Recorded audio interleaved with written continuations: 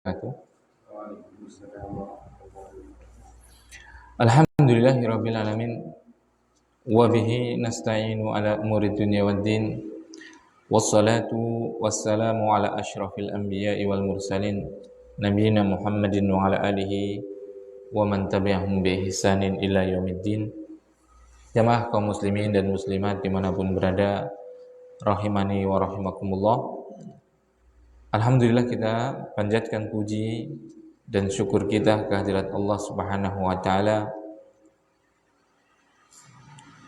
karena atas rahmat Allah Subhanahu wa taala yang tak terhingga ini kita masih bisa untuk senantiasa berbekal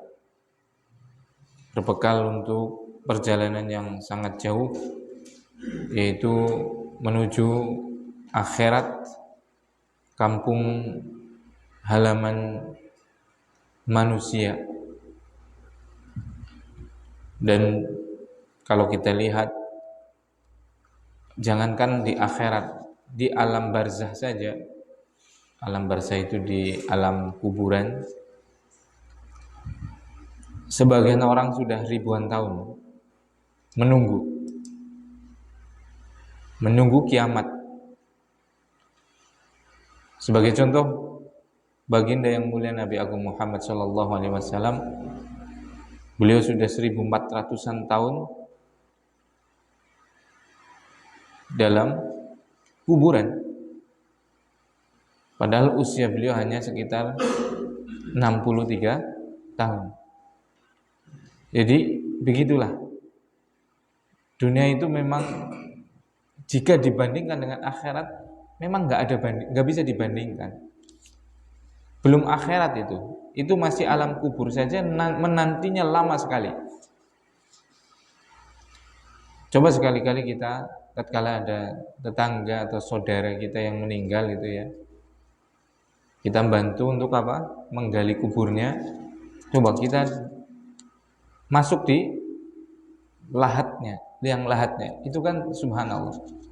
Padahal nanti kita akan merasakan semua. Jangankan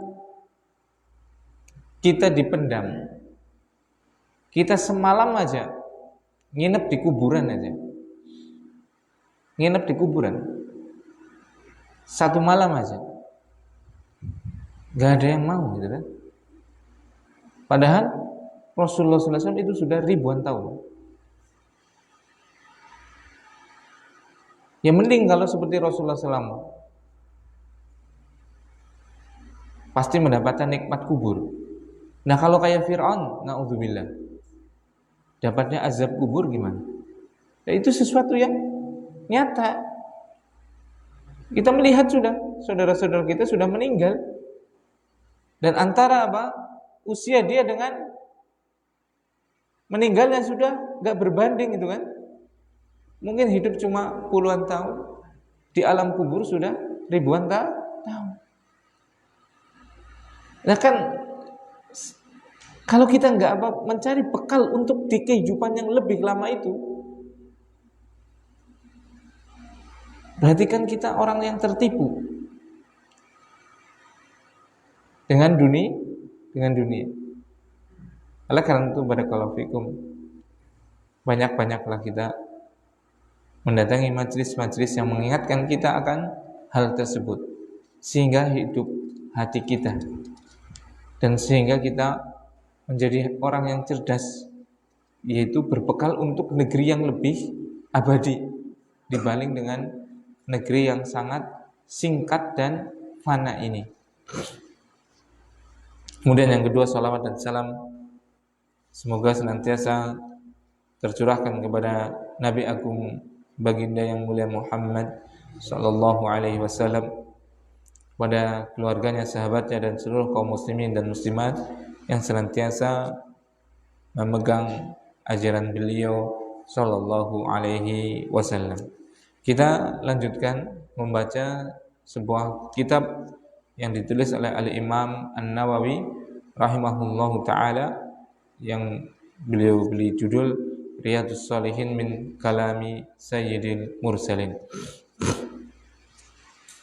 Sampai kita kemarin membaca tentang bab yang ke-13, itu bab tentang penjelasan akan banyaknya jalan-jalan pintu kebaikan. 6. Sampai kepada kita hadis yang pertama. Bismillahirrahmanirrahim. Berkata penulis Imam Nawawi, semoga Allah senantiasa merahmatinya, wa ammal ahaditsu fakatsiratun jiddan. Maka hadis-hadis yang berbicara tentang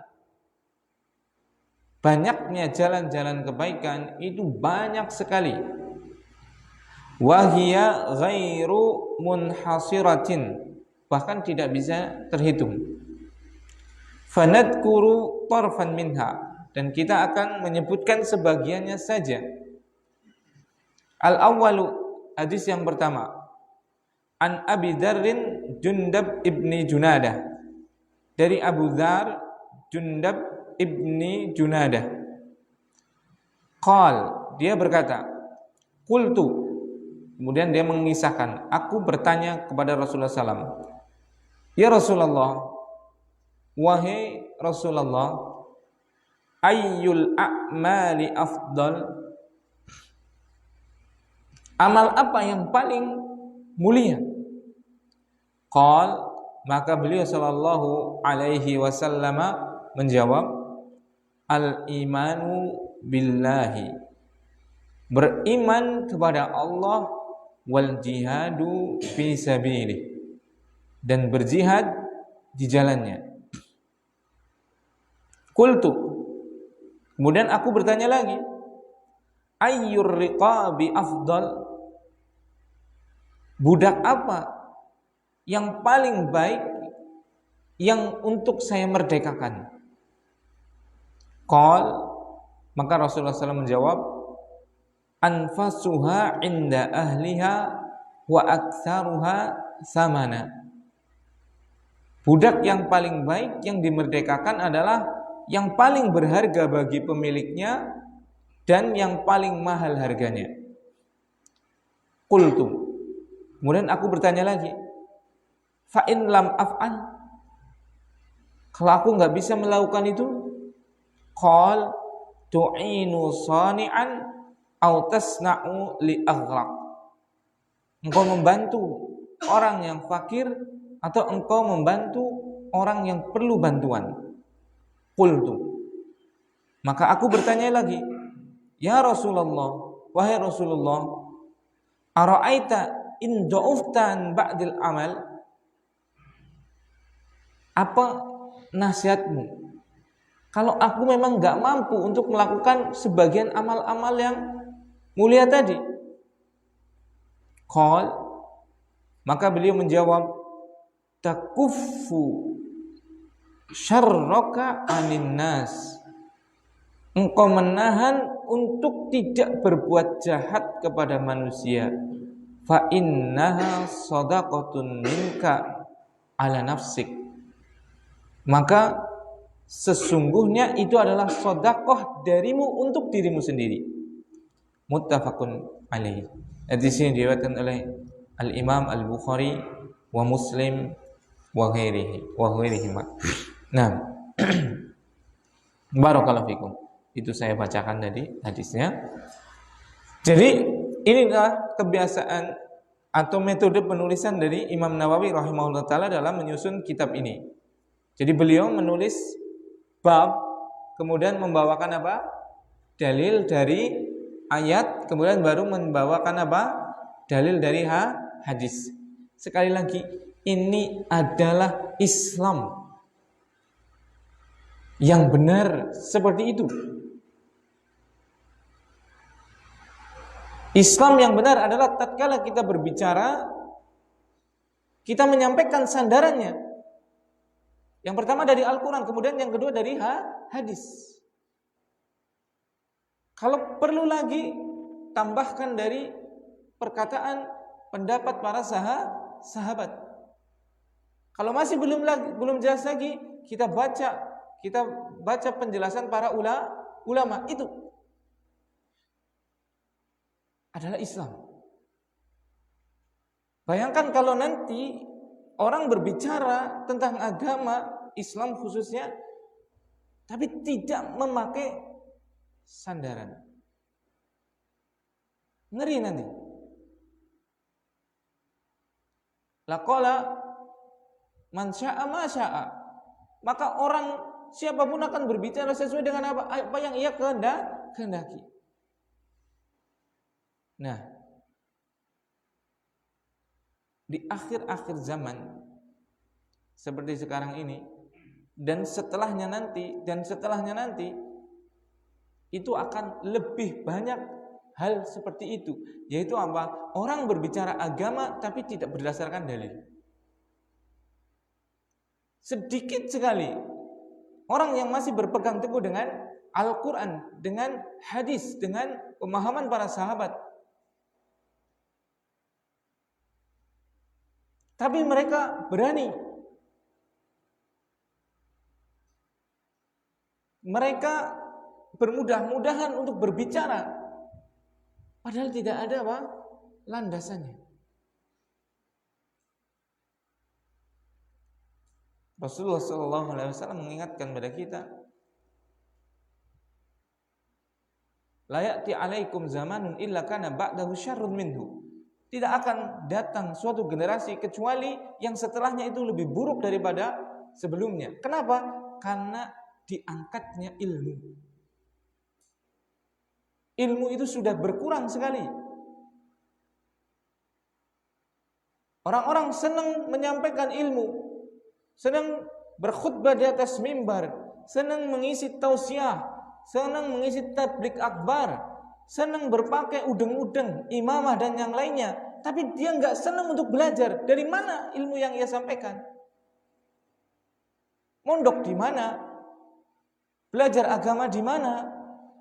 Baca Qurannya bagaimana? Tahu ilmu shorof tidak? Tahu ilmu nahwu tidak? Tahu bahasa Arab tidak? Yang itu adalah bahasanya Al-Quran. Ini terjadi.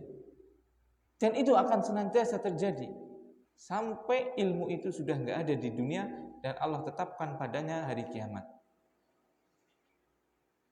Maka barakallahu fikum, menuntut ilmu itu hakikatnya adalah kita menjaga dunia untuk tidak segera kiamat. Dan itu akan semakin mengecil jumlahnya.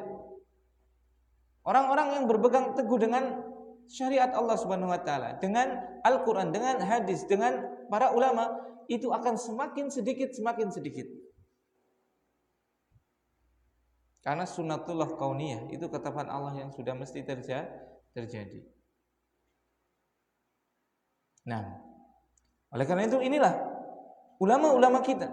Tatkala berbicara, beliau mengatakan penjelasan tentang banyaknya jalan-jalan kebaikan, maka beliau membawakan apa? Ayatnya. Setelah membawakan ayatnya, beliau membawakan apa? Hadisnya. Kita tinggal membaca saja penjelasan ulama.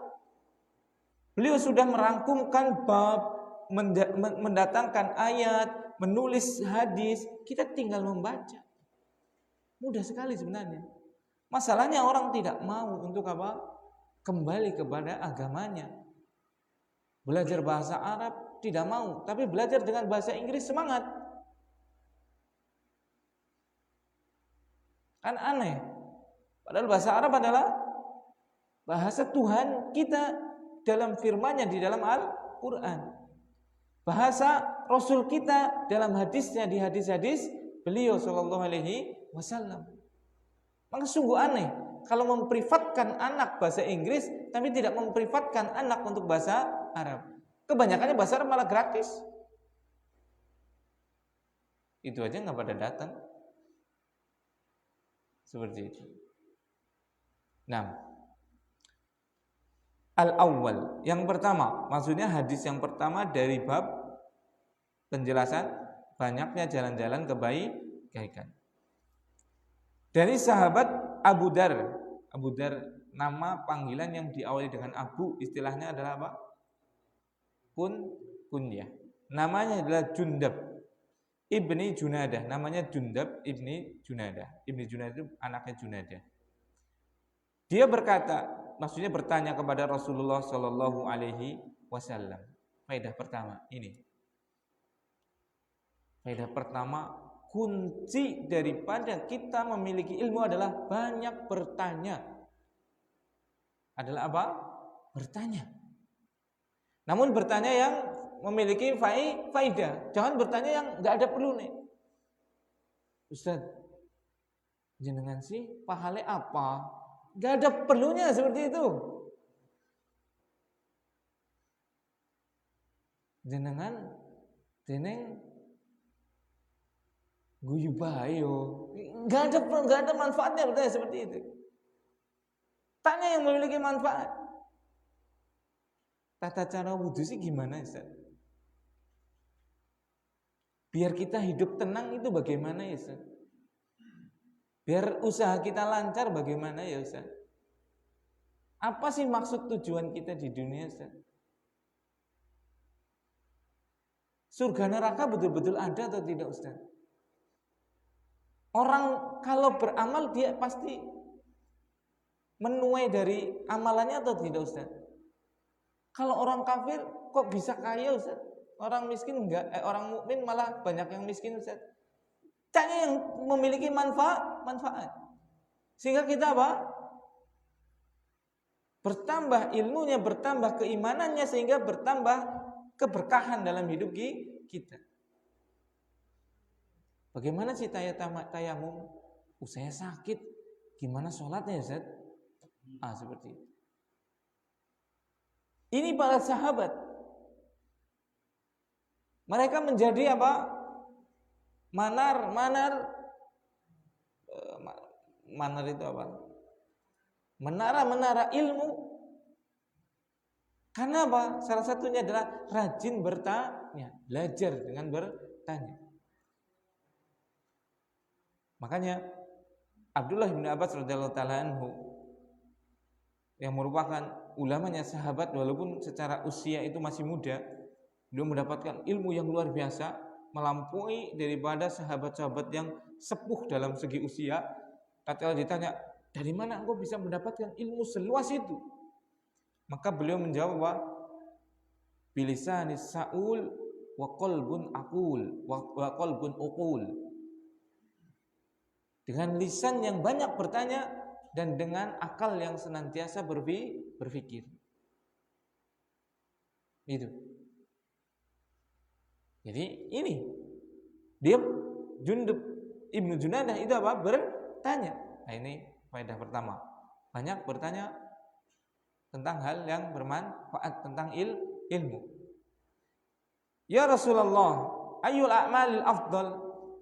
Nah, yang faedah kedua, bertanya tentang hal yang sangat bermanfaat untuk akhirat terutama. Faedah yang kedua adalah bertanya tentang hal yang sangat bermanfaat, yaitu bertanya tentang apa? Akhirat. Bekal untuk kita di akhirat. Sebagaimana saya sebutkan tadi di depan. Rasulullah SAW umurnya sekitar 63 tahun. Di kuburan sekarang beliau sudah 1400 tahun lebih. Kan kalau dibandingkan gak ada bandingannya, ya tidak? Singkat sekali hidupnya loh. Dibandingkan dengan menunggunya beliau di kuburan. Makanya apa? Para sahabat karena tahu imannya luar biasa, akhirnya bertanya untuk apa? Bekal setelah kita hidup itu lebih penting. Nah itu faedah yang kedua, itu bertanya untuk bekal hidup kita di akhirat. Faedah yang ketiga, itu ada yang namanya skala prioritas. Ini penting. Orang kalau nggak punya skala prioritas, itu hidupnya itu akan terseok-seok.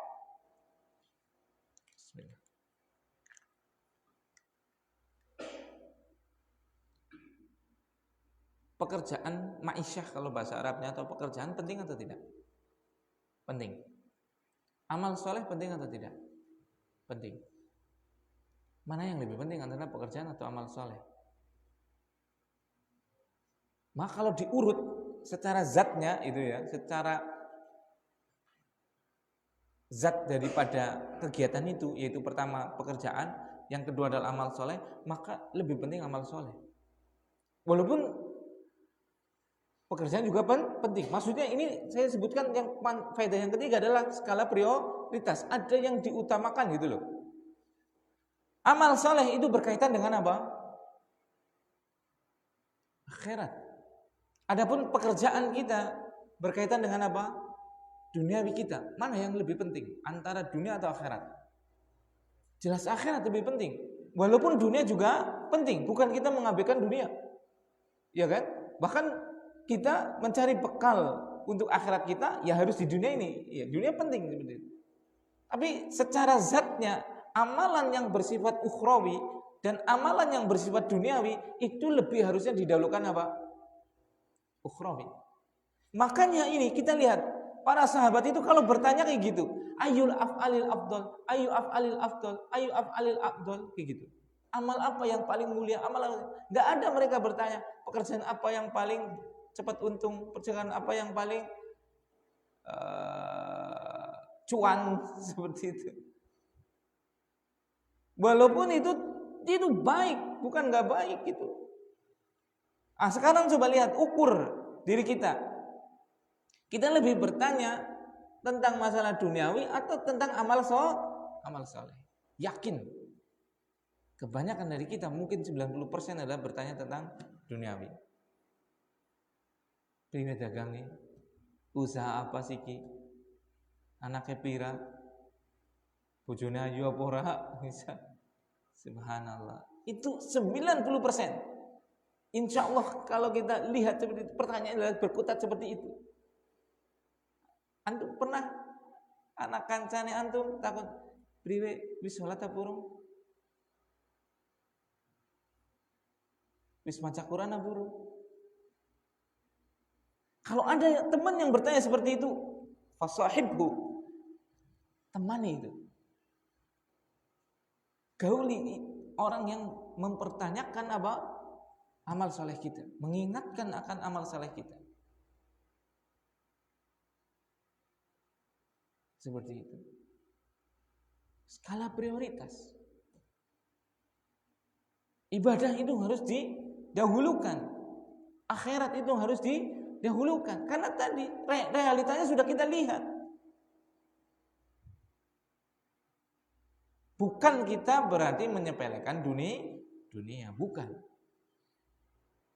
Tapi dunia dan akhirat dikatakan seimbang, gak bakal seimbang. Yang mengatakan dunia dan akhirat harus seimbang, pasti saya yakin 100% dia dusta.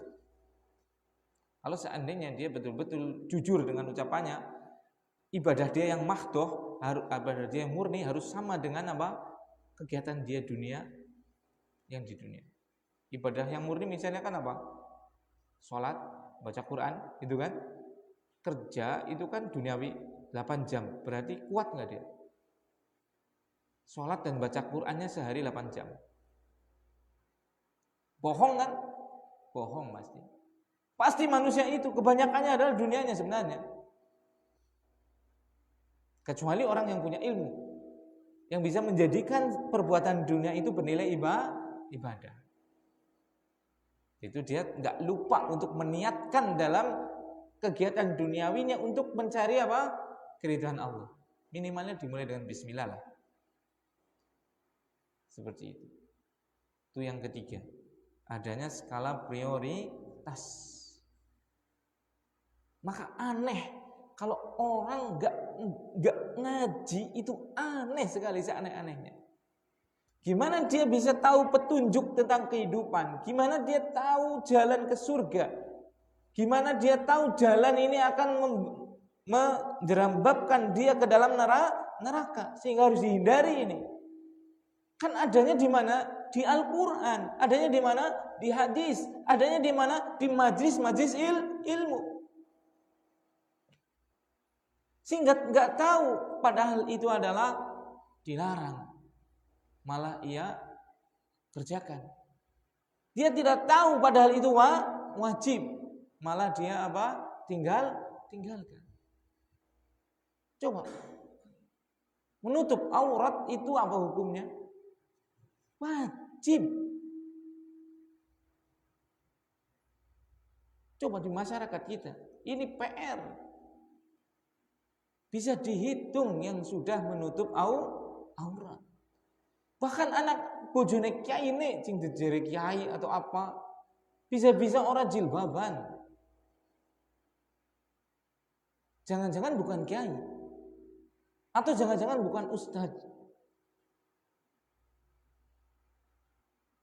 Seperti itu.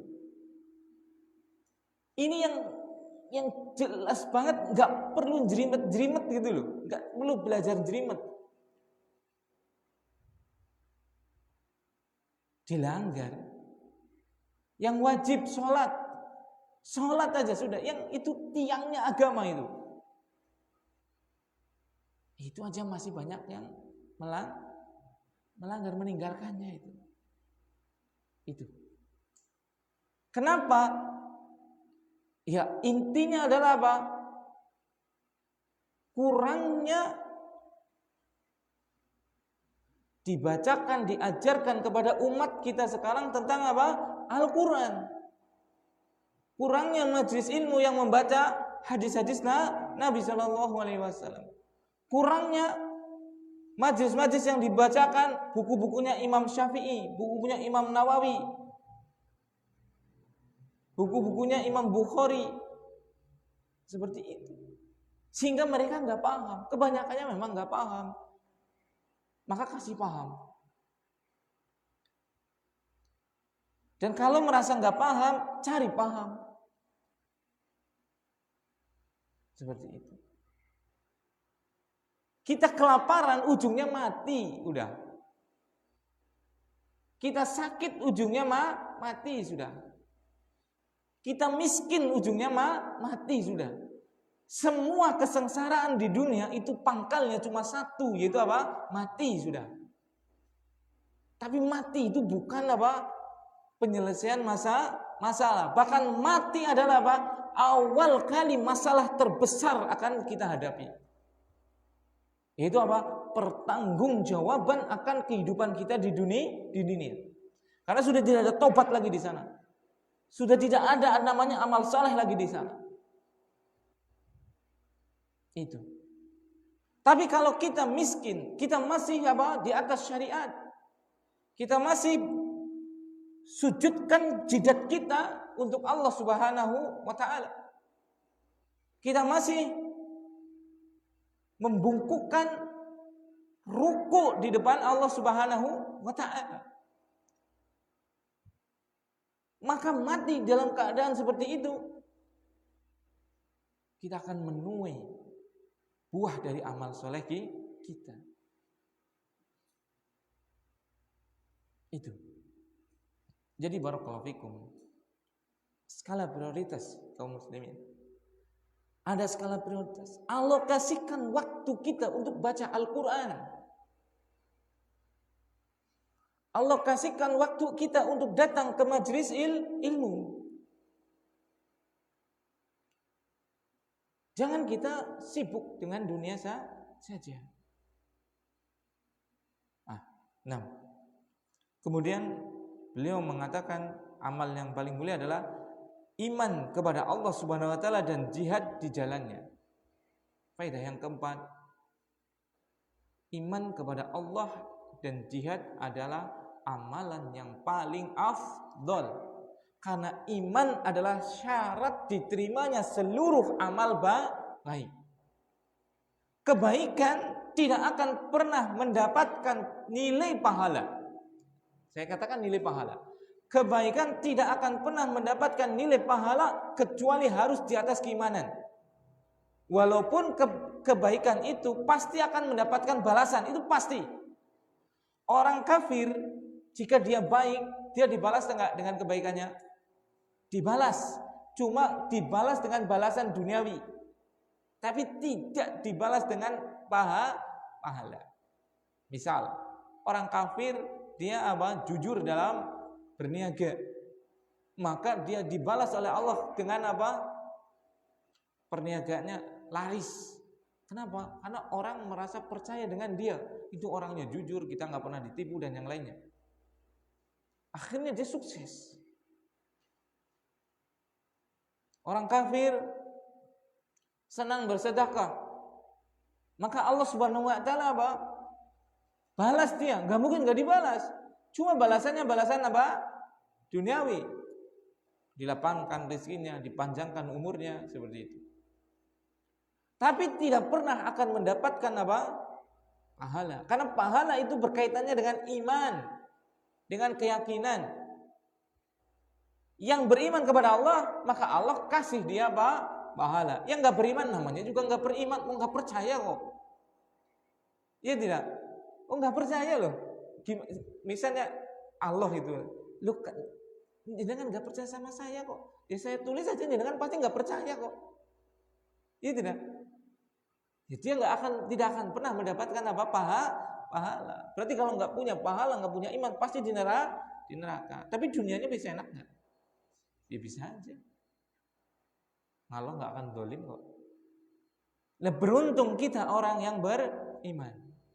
Setiap kebaikan kita akan mendapatkan dua balasan. Balasan duniawi dan balasan akhirat. Dan balasan akhirat yang paling utama. Jadi kalau kita sedekah dan orang kafir sedekah, maka sedekah kita akan memperpanjang usia umur kita, mempermudah kelancaran rezeki kita, dan juga kita mendapatkan pahala. Itu. Kalau kita mandi, kita dapat bersih, badan kita sehat, plus dapat pahala. Kalau orang kafir mandi, ya dapat bersih, dapat sehat, tapi nggak dapat pahala. Itu. Kenapa? Dia percaya nggak dengan Allah yang memberikan pahala? Nggak percaya. Jenengan percaya nggak? Percaya. Itu masalahnya di situ. Adil sekali kan Allah kan? Tidak menzalimi sedikit pun dari hambanya, ya kan? Ah itu. Yang keempat, iman itu penting sekali itu. Makanya jaga Islam kita, jaga iman kita. Bahkan sebarkan Islam ini. Kasihan loh mereka loh. Orang kafir itu kasihan, jangan orang kafir dibunuh. Kalau jenengan membunuh orang kafir itu sama aja jenengan mensegerakan dia masuk neraka. Ya tidak. Kenapa penduduk neraka orang didakwai malah dipenggal. Ya akhirnya apa? Semakin cepat dia masuk neraka. Kecuali dia memerangi kita, beda lagi. Kita membela diri. Ya tidak. Justru kalau ada orang kafir harusnya apa? Bagaimana caranya dia masuk Islam? Kenapa? Kasihan. Jenengan kalau misalnya lagi bepergian di jalan, kemudian ada orang tabrakan, apa jenengan akan menanyakan dulu, kok agamanya Islam apa Kristen? Ditanya dulu atau tidak? Ditanya dulu atau tidak? Tidak mungkin lah. Kenapa? Itu manusia, kasihan itu loh. Bahkan jangankan manusia, kucing aja kita singkirkan loh, kasihan itu kan. Jangan sampai kelindes-lindes, ya tidak? Tidak mungkin kita akan apa? Membiarkan dia apa? Ketabrak, kelejet-kelejet, enggak ditolong, ya kan? Bayangkan kalau orang kafir itu mati dalam kekafirannya, dia dibakar selama-lamanya di neraka, coba. Apa jenengan enggak kasihan? Iya kan? Berarti apa? Ajak mereka untuk masuk Islam. Bukan malah dibunuh, dibom seperti itu. Ini sama aja dengan apa? Mensegerakan dia masuk neraka itu loh. Seperti itu. Kasihan loh. Itu. Kita lihat orang kecelakaan aja kita kasihan, ya kan? Ini lihat orang dibakar di neraka tiap hari dan tidak ada apa? Ujungnya. Masa enggak kasihan? Itu orang kafir itu enggak ada keraguan itu, pasti masuk neraka itu. Innal ladzina kafaru min ahlil kitabi wal musyrikina fi nari jahannam khalidina fiha. Sungguh orang-orang apa?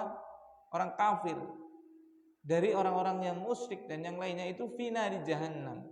Itu di neraka jahannam. Kan kasihan. Ah itu yang pelajaran yang keempat. Yaitu apa? Sebaik-baik apa? Amalan adalah iman dan jihad di jalan Allah. Jihad di jalan Allah untuk zaman sekarang para ulama menyebutkan adalah apa? Yang paling inti sekarang di negeri-negeri muslim, kecuali di Palestina ya, beda lagi ya. Kalau di negeri Indonesia kayak gini, emang ada jihad? Jihad perang maksudnya? Enggak ada. Berarti jihad di negeri kita yang paling inti adalah apa? Menuntut ilmu dan mendakwahkannya. Betapa banyak orang Islam yang enggak tahu wudu. Betapa banyak orang Islam yang enggak bisa sholat. Ini perlu dijihadin itu. Jihad itu bukan nembak, bukan menggal itu. Jihad itu adalah jahada yujahidu mujahadatan wa jihadan. Artinya itu bersungguh-sungguh. Bersungguh-sungguh untuk mencurahkan potensi yang kita miliki untuk kebaikan Islam dan umatnya. Jadi jihad zaman sekarang di negeri kita maksudnya ya. Kalau di negeri konflik seperti itu ya bisa juga dengan perang seperti di Palestina seperti itu ya. Semoga Allah menjaga saudara-saudara kita di sana dan menolongnya. Nah, kalau di negara kita yang nggak ada perang sekarang, ya jihad paling tingginya adalah apa? Mempelajari agama Allah. Kemudian apa? Mendakwahkannya. Itu. Ini faedah yang keempat. Qultu ayyur riqabi afdal. Kemudian budak apa yang paling bagus untuk kita merdekakan? Nah, faedah yang kelima ini, Islam diturunkan itu untuk menghapus perbudakan. Dahulu itu sebelum Islam datang, orang-orang Romawi, orang-orang Persia itu menjadikan orang-orang lemah seperti binatang, yaitu menjadi budak. Budak itu gak punya harga diri. Dia adalah milik tuannya, seperti hewan persis. Manusia yang dikedudukan seperti hewan. Jadi kalau kerja ya untuk tuannya bisa memukulnya, bisa semena-mena. Nah ini Islam datang itu untuk apa? Menghapus perbudakan. Makanya banyak sekali amalan-amalan yang diperintahkan kita untuk apa? Membebaskan budak. Makanya di sini Abu Dzar sampai mengatakan apa? Budak apa yang paling baik untuk dibebaskan, untuk dimerdekakan? Itu, masya Allah. Nah, makanya kalau nggak ada Islam, wah, ngeri perbudakan di dunia itu, luar biasa. Antum lihat itu bagaimana orang-orang Afrika, bagaimana jangankan orang Australia yang asli itu sudah nggak ada kayaknya. Kenapa? Datang orang Eropa ke benua Australia, memperbudak mereka, nggak sampai memperbudak mereka, nggak cukup seperti itu, membantai. Bahkan nggak tahu namanya suku aborigin itu masih ada nggak? Iya kan? Kemudian apa? Orang Eropa datang ke Amerika. Orang suku Indian di sana nggak tahu masih ada atau enggak itu. Nggak cuma diperbudak, tapi sampai digenosida. Tapi Islam datang menghapuskan perbudakan itu. Nah, kemudian Rasulullah SAW menjawab, yang paling berharga dan yang paling disayang oleh majikannya dan yang paling mahal harganya, itu kan budak itu diperjualbelikan. Manusia itu seperti binatang itu sebelum datangnya Islam. Masya Allah. Nah, kemudian dia berkata lagi, kalau saya nggak mampu, bagaimana ya Rasulullah? Maka dia menjawab, Rasulullah SAW bersabda, engkau membantu orang miskin atau engkau membantu orang yang memiliki ketidakmampuan. Nah ini faedah yang ke-6. Faedah yang ke-6 yaitu apa? Anjuran untuk membantu orang miskin dan orang-orang yang tidak mampu. Itu syariat kita mulia sekali. Kemudian dia berkata lagi, yaitu Jundub Ibnu Junadah ini berkata lagi, kalau saya nggak mampu pada sebagian amal, kayak kita kan mungkin banyak kita nggak mampu baca Quran, urat teyeng, sembahyang mung limang waktu to, malah istilahnya sing bolong-bolong gitu kan, sedekah kere, wisugi pelit misalnya, ya kan, puasa Ramadan tok, Ramadan biasa sing bolong, Amal-amal soleh banyak yang tidak mampu. Maka minimal apa? Engkau menahan tidak berbuat buruk kepada manusia. Itu.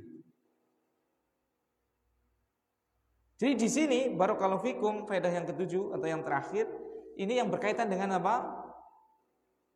Banyaknya jalan-jalan, ini kan judul temanya apa? Babnya, banyaknya jalan-jalan untuk berbuat baik. Ini kan coba lihat, perbuatan baik, jalan. Kebaikan yang paling utama apa berarti tadi? Iman kepada Allah Subhanahu wa taala dan jihad, ya kan? Kemudian kita, faedah yang ketujuh itu, banyak jalan untuk kita berbuat baik. Bisa dengan hati kita, intinya adalah iman. Bisa dengan jiwa kita, raga kita, yaitu dengan jihad. Bisa dengan harta kita, yaitu dengan apa? Memerdekakan budak. Bisa dengan apa? Tenaga kita, yaitu menolong orang fakir, menolong orang yang tidak mampu.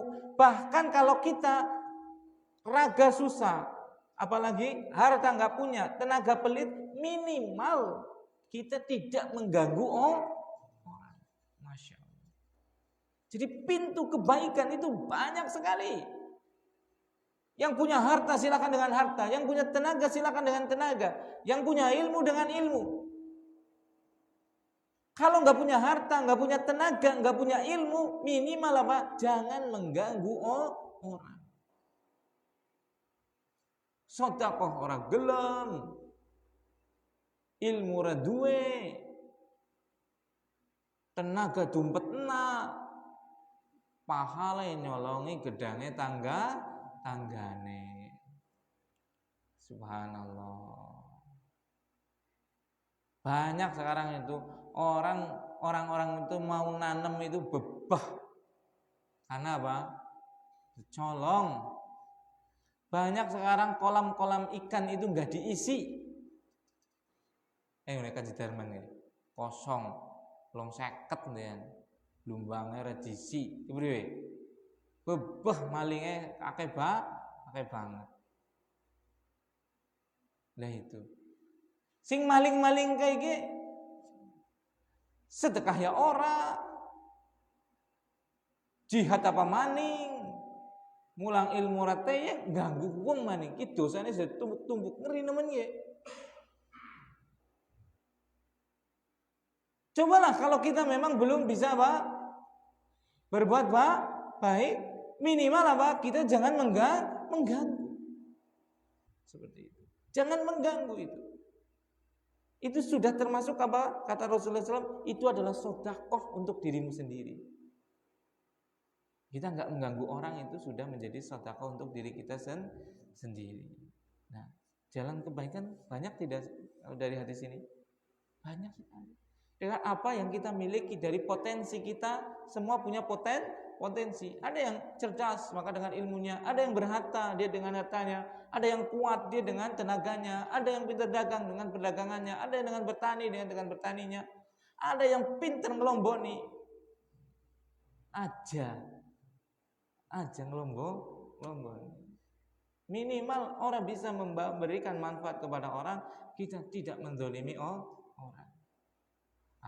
Ini yang bisa saya sampaikan. Mohon maaf kalau ada tutur kata yang kurang berkenan. Sebelum ditutup, dari hadis ini, faedah hadis ini yang pertama apa? Banyak bertanya, merupakan apa? Jalan menuju ilmu. Yang kedua, bertanya hal yang paling bermanfaat, terutama hal-hal yang berkaitan dengan amal akhirat. Yang ketiga, adanya skala prioritas dalam kehidupan, baik itu dalam ilmu, baik itu urusan duniawi seperti itu. Nah, nek go becer beras karo janganan kue ya isi kurang aja udud. Wong anake arep mangkat sekolah bingung bisa-bisanya bapaknya kelepas tuh.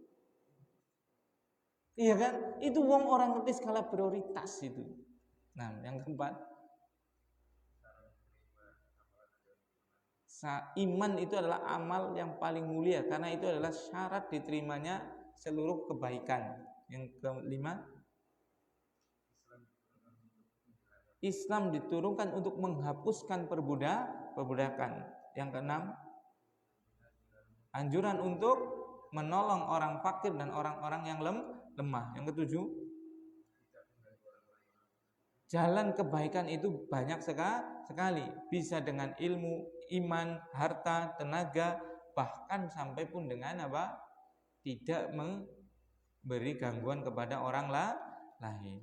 Nah, mohon maaf kalau ada tutur kata yang kurang berkenan. Semoga ilmu ini bermanfaat dan tujuan kita belajar adalah mengamalkan, bukan untuk menumpuk-numpuk ilmu. Makanya tatkala kita di pagi hari itu diperintahkan untuk meminta 3 hal. Allahumma inni as'aluka ilman nafi'an. Kita minta ilmu yang bermanfaat. Wa amalan mutaqabbala. Setelah berilmu kita suruh beramal dan kita minta amal yang diterima. Wa rizqan thayyiban, dan rizki yang baik. Subhanakallahumma wa bihamdika asyhadu an la ilaha illa anta astaghfiruka wa atubu ilaik. Assalamualaikum warahmatullahi wabarakatuh.